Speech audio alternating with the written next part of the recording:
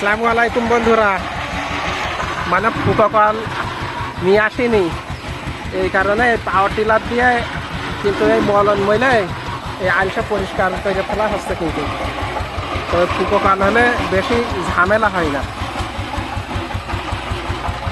মানে একবারে পরিষ্কার হয়ে যায় সব। আর এতে দেখা যাচ্ছে একটু ঝামেলা হয়, পোয়াল আবার সরাই হয় আস্তে আস্তে, মানে 2-3 বার দিলে ধান নিচে পড়ে যাবে না, আর পোয়াল উপরতে ফেলে দিলে এরকম হয়ে যাবে।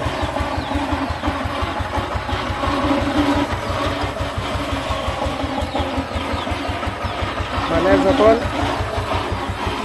গরু লাঙলের সময় ছিল তখন গরু লাঙল দিয়ে এরকম আইলসে বলতো, আর যখন পাওয়ার টিলার এসে তখন এরকম পাওয়ার টিলার দিয়ে মইলে ফেলে।